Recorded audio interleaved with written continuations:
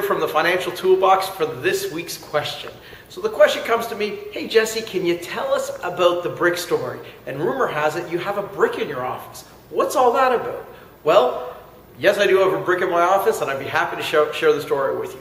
For the purposes of today, for the safety of all that's involved, I'm using a sponge brick replica.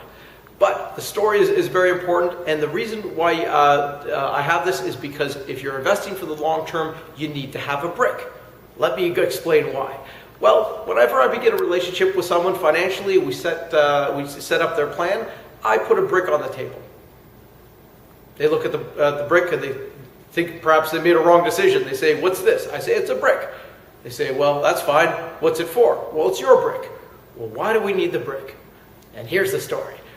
I go through the long-term nature of investing, and if you're in your 40s and you're going to be retiring, let's say in 65 years old, you're going to be invested in the markets for about 25 years. At that point, you're not going to pull all your money out. You're going to stay invested in the markets for probably another 20, 25 years till you're 80, 85, 90 years old to make sure you don't outlive your money.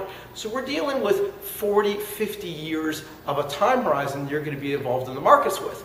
Now with that, if we look at the average cycle is going to be 5.5 years where the markets will go up and they go down.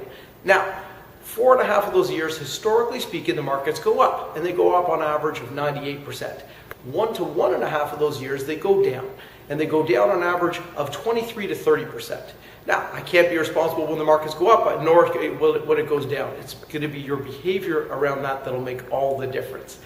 But sometimes the markets will go up above that trend line. You're going to get really excited. My job is to dampen your enthusiasm.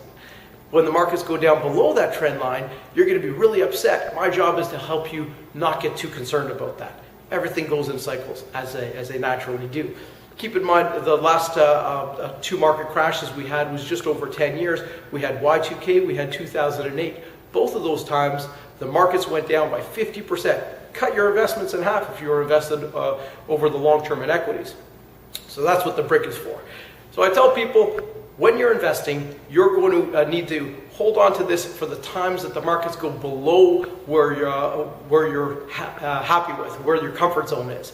The media will try to get you off your game as well, but this is when you need the brick for. At some point, you're going to be so angry at the markets, you want to throw a brick through the window of my office.